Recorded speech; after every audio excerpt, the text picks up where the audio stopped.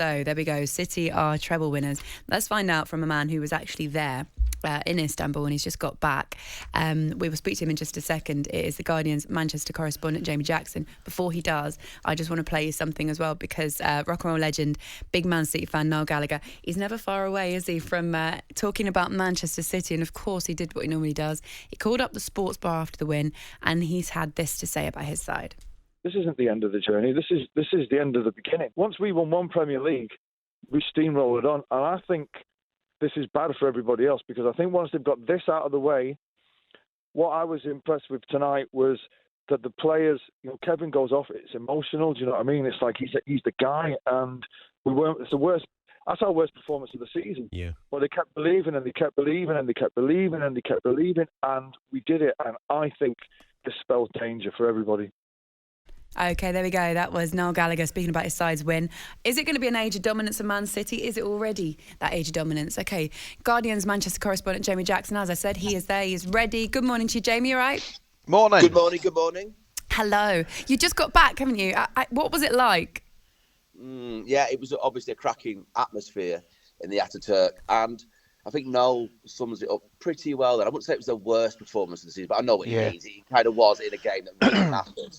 At half-time, I sort of thought, well, it's not quite as strong as they haven't turned up yet, but you know what I mean? They were well off it. There was no domination. There was no that rhythm, that sort of almost mesmeric passing.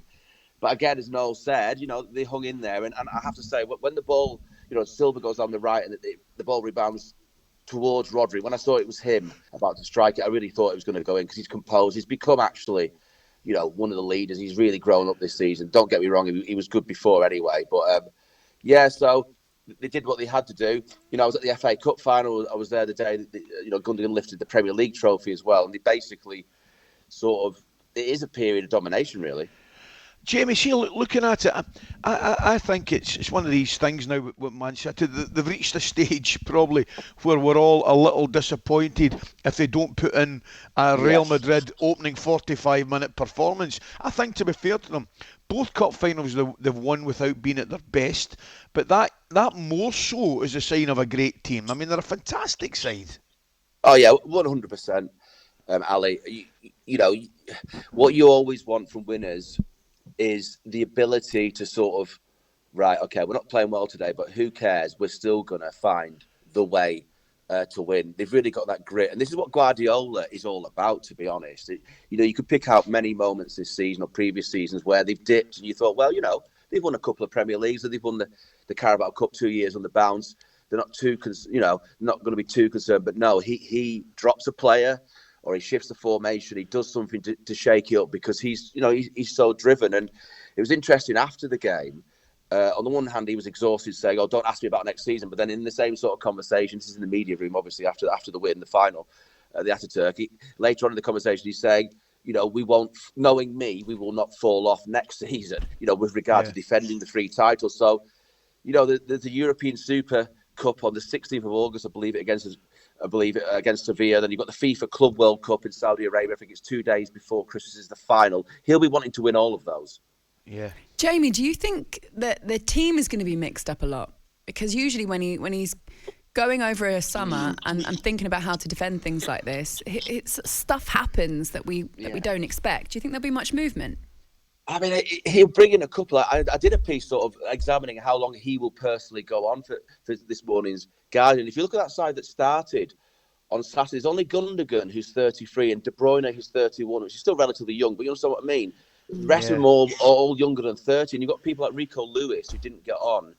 Riyad Mahrez wasn't in that starting 11. He's a little bit older. So I think there'll be 1 or 2 players, maybe Kovacic, the player at Chelsea, the midfielder. Yeah, he's been linked. But they're very good at buying. So Akanji starts the Champions League final. Is an integral member of the treble-winning team, but he cost, I think, 17 or 18 million pound from. In the summer, I think, from Dortmund. Yeah. That's chicken feed, isn't it? Relatively speaking.